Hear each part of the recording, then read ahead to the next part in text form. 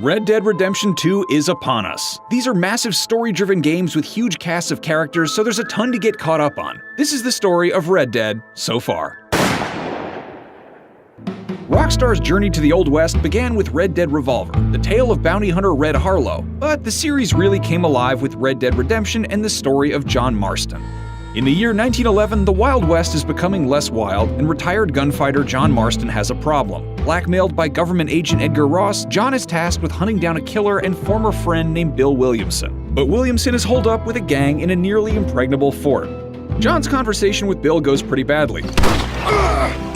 Terribly wounded and left for dead, he's rescued by rambunctious rancher Bonnie McFarlane. Well, you're alive. Bonnie helps John recover, and in exchange, he does some work around the ranch. The two become fast friends. He also befriends Bonnie's father, Drew. You're always gonna be welcome here. After healing up, John heads to Armadillo and meets Marshall Lee Johnson. They share a mutual interest in taking down Bill's gang. You're a persistent little cuss, ain't you? Bill doesn't take kindly to this and kidnaps Bonnie. John rescues her from the noose and assembles a strange cast of allies: snake oil huckster Nigel West Dickens, grave robber Seth Briers, and a con man named Irish. Together, they rig a wagon with a concealed Gatling gun and bluff their way into the fort. They eradicate the gang, but Williamson escapes. That's the last of them. We still can't find Williamson anywhere. John learns that Bill has joined another former ally, Javier Escuela, and the two are hiding somewhere in Mexico. John crosses the border in pursuit, and an awesome song plays.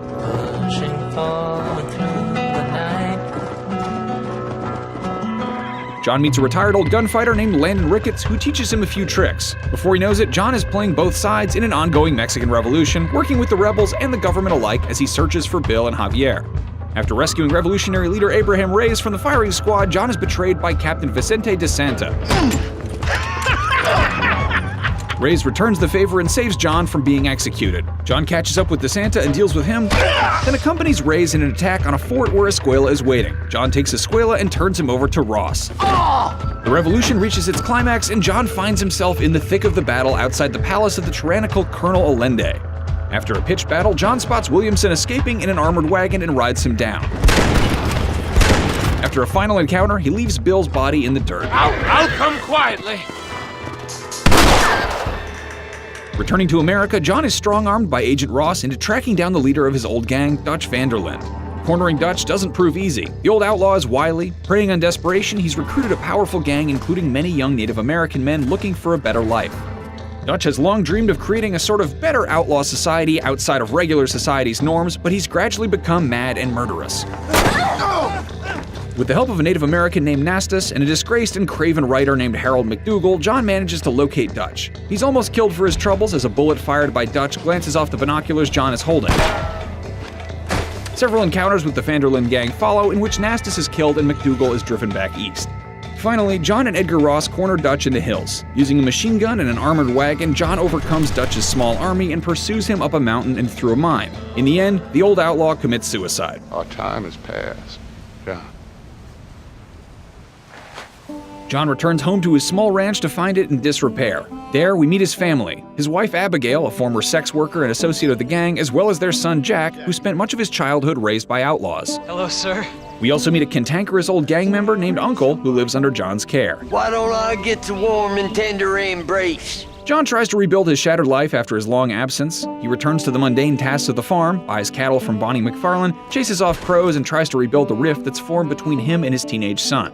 But before he can get things back in order, a vast posse appears under the command of Agent Ross. Looks like things is about to get settled once and for all. John is betrayed. Uncle is killed. John holds off the army long enough for Abigail and Jack to escape. Stepping into the open to face his fate, John draws, fires his final shots, and is gunned down.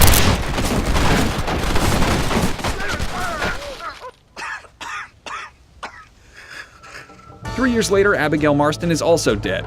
Jack, now a young man, says goodbye at his parents' gravesite and picks up the trail of the retired Edgar Ross. He finds the angry old man hunting beside a pastoral riverside.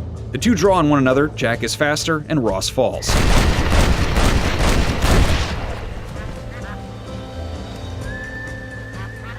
Oh, and then there was also an alternate timeline where everybody was a zombie. And that's where the story of Red Dead stands so far.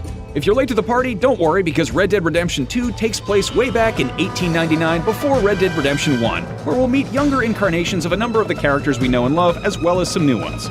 See you there. For everything Red Dead, keep it right here on IGN.